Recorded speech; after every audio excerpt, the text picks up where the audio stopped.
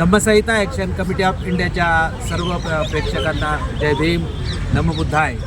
आज आम्ही धम्मसंहिता action committee of इंडियाच्या वतीने सर्वोच्च न्यायालयात बोधगया महाबोधी महाविहारासंदर्भाची याचिका दाखल केलेली आहे। आम्ही 5 लोकांनी याचिका जी दाखल केलेली आहे त्यापैकी मी स्वतः ॲडव्होकेट दिलीप काकडे इथे उपस्थित आहे। माझ्या बाजूला दादासाहेब मर्चेंडे आहेत, त्याचबरोबर शशिकांत भालेराव माझ्याबरोबर आहेत। आम्ही तिघे याचिकाकर्ते आज दिवसभर सुप्रीम कोर्टामध्ये उपस्थित होतो। आमच्याबरोबर आम्हाला समर्थन करण्यासाठी शिल्पाताई नागदेव ते या ठिकाणी उपस्थित आहेत।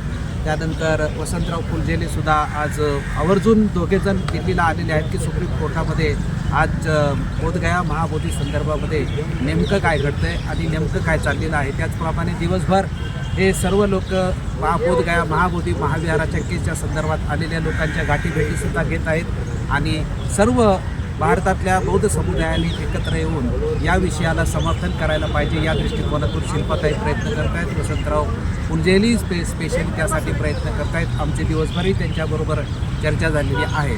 आज जी सुप्रीम कोर्टामध्ये कोर्ट नंबर 1 मध्ये चीफ जस्टिस सूर्यकांत यांच्या नेतृत्वाखाली जी महाबोधी महाविहाराच्या संदर्भामध्ये तारीख होती आणि आपला आयटम नंबर हा 18 होता। आज दुपारपर्यंत तो सुनावणीला येईल अशी सर्वांची अपेक्षा होती, परंतु असं काही घडू शकलेलं नाही।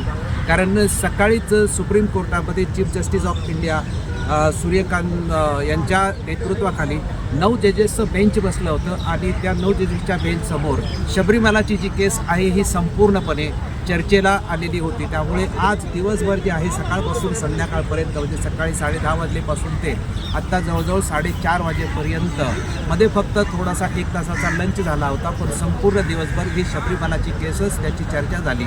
ती पण चर्चा आज पूर्ण झालेली नाही, आज अर्धी चर्चा झालेली आहे। पिटिशनरच्या बाजूनी ही संपूर्ण चर्चा आज पिटिशनर जेवढे किंवा इंटरव्हेन्शनर जेवढे होते त्या सर्वांची बाजू सुप्रीम कोर्टाच्या 9 जजेसच्या बेंचने ऐकून घेतलेली आहे।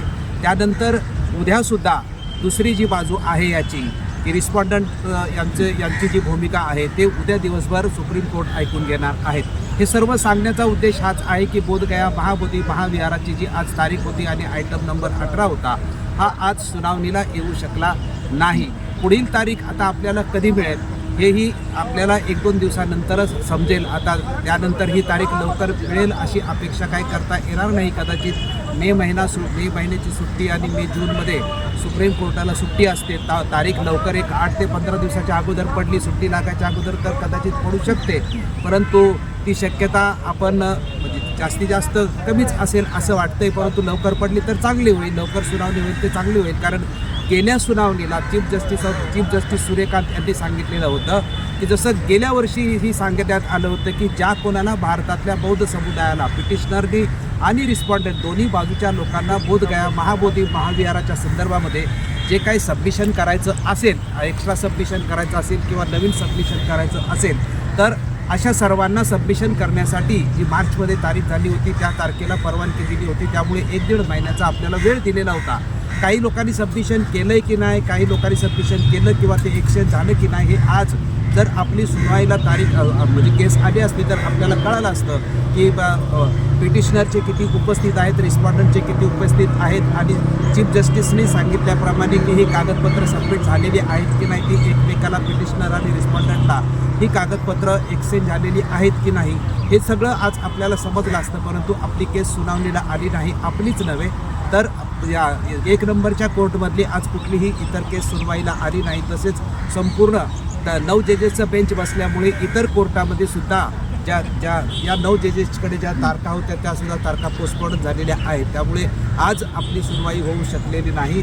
नेहमीप्रमाणे ही सुनवाई आता पुढे कधी होईल, कारण जूनच्या सुट्ट्या उन्हाळ्याच्या लागल्यानंतर ही कदाचित जुलैमध्ये जाऊ शकते। त्यामुळे आज हा भारतीय बौद्धांना किंवा सर्व प्रेक्षकांना हा एवढाच मेसेज आहे की सगळेजण ह्याकडे डोळे लावून बसले होते की सगळ्यांची अपेक्षा होती, कारण गेल्या वेळेसच्या तारखेला चीफ जस्टिस ऑफ इंडिया जे सूर्यकांत आहेत यांनी सांगितलं होतं की पुढील तारखेला आपण नॉनस्टॉप आणि विदाऊट अडजॉर्नमेंट आपण सलग सुनावणी फायनल हिअरिंग करू म्हणून सांगितलेलं होतं। परंतु आज तारीख आज होती आणि आज फायनल हिअरिंगला सुरुवात होईल आणि ही फायनल हिअरिंग विदाऊट अडजॉर्नमेंट होईल, न थांबता नॉनस्टॉप होईल असं सांगितलं होतं। म्हणजे गेल्या वर्षी अशाच प्रकारे ठरवण्यात आलं होतं आणि यावर्षी अशाच प्रकारे ठरवण्यात आलं होतं, परंतु आज होऊ शकलेले नाही.